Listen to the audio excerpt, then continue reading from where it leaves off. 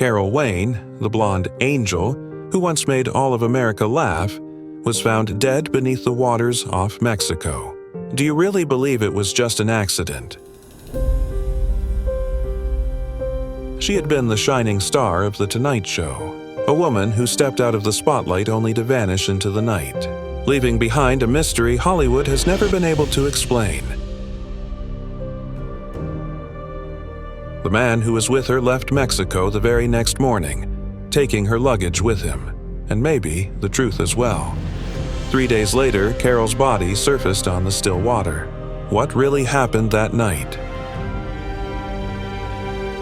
Watch until the end to uncover the whispers behind her tragic fate. And if you love untold Hollywood mysteries, make sure to subscribe so you don't miss the next one.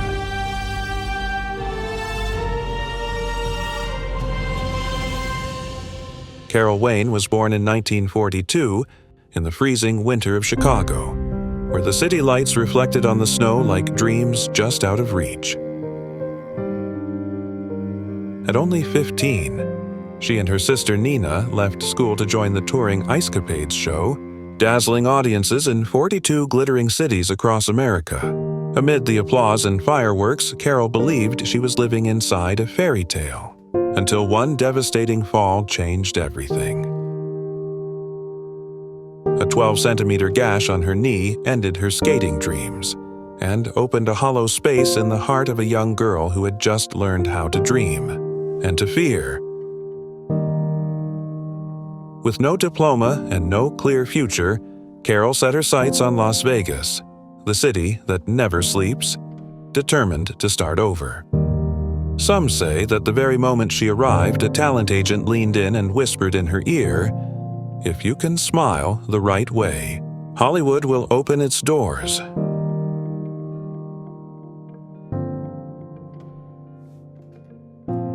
Beneath the hazy lights of the Tropicana Casino, Carol Wayne appeared like a streak of golden sunlight, alluring, yet with a touch of innocence that made it impossible to look away. She wasn't a star, just another showgirl in the velvet jungle of Las Vegas. But one night, amid the noise and the glitter, a man approached her and quietly said, "We're looking for a girl like you." The next morning, Carol had her first audition in Hollywood, and she left the entire set speechless. She used to joke, "I got the part because of this body, not because of talent." But it was exactly that unpolished innocence that made her stand out in a world built on perfectly scripted performances. Soon after, she began appearing frequently on television. Bewitched, I Dream of Jeannie, Love, American Style. Every time she stepped in front of the camera, the room seemed to glow a little brighter. Hollywood started to realize that Carol wasn't just beautiful. She had a natural comedic spark, something rare among blonde starlets of that era. People said Carol never left the set without making someone laugh. One writer once whispered, "She doesn't even know she's glowing," and that's exactly why no one can forget her. Some claimed that during her very first taping at NBC, Johnny Carson couldn't take his eyes off her. No one knows for sure. But not long after, Carol Wayne was invited to The Tonight Show and became the legendary matinee lady. What do you think about this? Don't forget to hit that subscribe button so you won't miss the hidden stories behind Hollywood's brightest lights.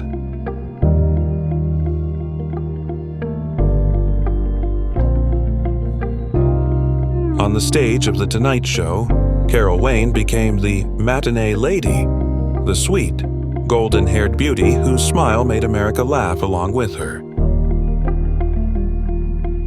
Every time she stepped out, the audience seemed spellbound by her effortless charm, a mix of innocence and irresistible allure.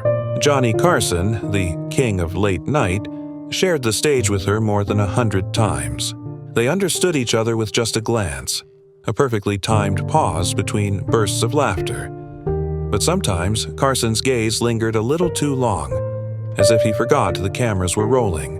Backstage, people whispered that he often found excuses to keep her after tapings. saying it was to run a few more lines. Rumors swirled that the two shared a real romance, but it was never at the right time. In one hazy interview, Carol once said, "He loved me. I loved him. We just always met at the wrong moment."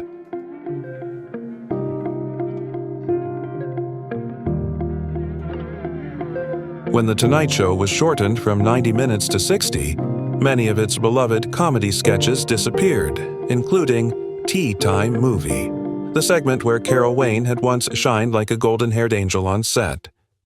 In just one night, she lost the role that had defined nearly a decade of her life. No more laughter, no more audience, just the cold silence of a small Los Angeles apartment. Carol tried to find new roles, but Hollywood had moved on, chasing younger, fresher faces. She, the star of an earlier era, slowly faded from the spotlight. Some say Johnny Carson sent her money every month, a quiet way to repay the woman who once made his show sparkle. But there were also whispers that he cut her off completely, afraid that the shadow of their past might tarnish his pristine image. No one ever learned the truth. All that was certain was that from that moment on, Carol Wayne would never appear on his show again.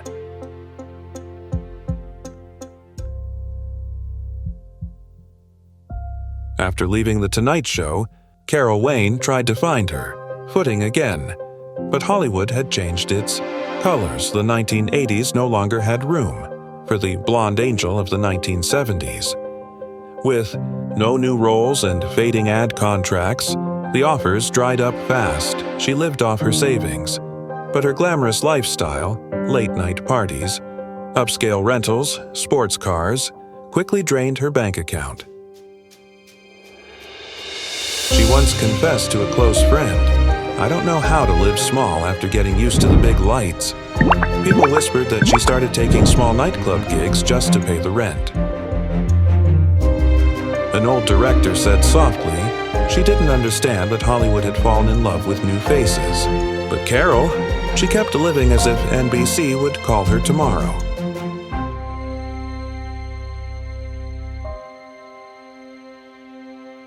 In 1984, the Hollywood lights had gone dark for Carol Wayne. She filed for bankruptcy, and on the cold, brief line of the court document it read, "No income." Once a beloved face on television, Carol was now struggling to survive in the same world that had once worshipped her. That same year, she agreed to pose for Playboy, not out of ambition, but out of desperation. The photos were stunning, but in her eyes, something had shattered. The smile remained, but her soul seemed to have slipped away long before the camera clicked. Some claimed the shoot was backed by a photographer with mafia ties, and in exchange, Carol had to attend a few private parties. No one ever proved it, but after that, she was often seen with wealthy men.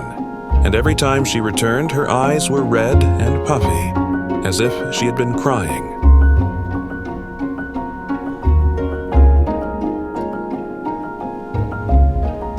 In early 1985, Carol Wayne decided to leave Los Angeles for Mexico, a trip described as a vacation with Edward Durston, a polished businessman well-connected in the entertainment world. But that name wasn't unfamiliar to anyone who read the tabloids.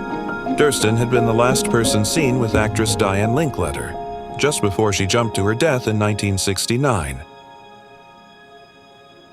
Many believe Carol knew about his past, yet she still chose to go with him, as if clinging to anyone who would stay by her side. Maybe she just wanted to escape the crushing loneliness, even if the price was her own safety. A hotel employee later recalled, that night they had a huge argument. She screamed, "I don't want to be here anymore," and stormed out. After that, there was only the sound of the waves.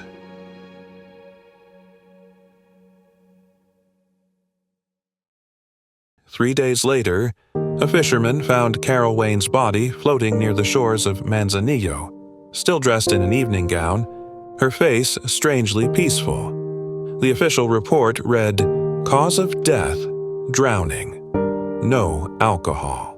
No drugs, no injuries, but the water there was only waist deep, far too shallow for a former ice skater to drown by accident." Edward Durston, the man who had been with her, left Mexico the very next morning. He took her luggage and never reported her missing. A Mexican prosecutor quietly remarked, "She didn't just fall in. Someone helped her go down." Carol's luggage later vanished, and rumors swirled that it contained letters and photographs tied to powerful figures in Hollywood. No one ever learned the truth. Only the sea remained silent, and with it, the secret of a golden-haired angel.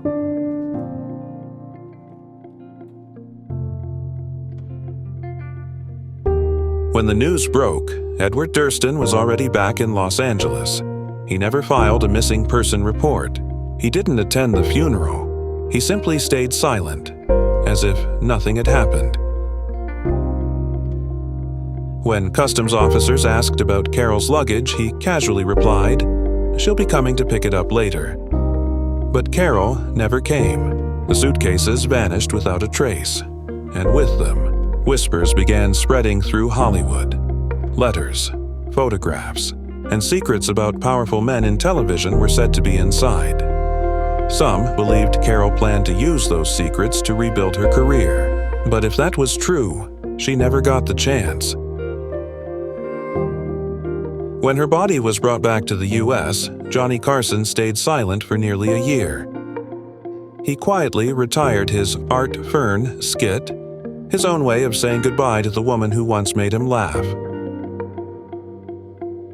They say that sometimes in the middle of the night, the studio lights at NBC flicker on. The sound of high heels echoes through the empty hallway. No one sees anyone. But Carol Wayne's laughter still lingers somewhere in Hollywood. Did she die in an accident? Or because the secret was too big to survive? What do you think? Was Edward Durston innocent, or just the best at keeping quiet in Hollywood? Don't forget to subscribe to hear more real stories and the whispers that were never meant to be told.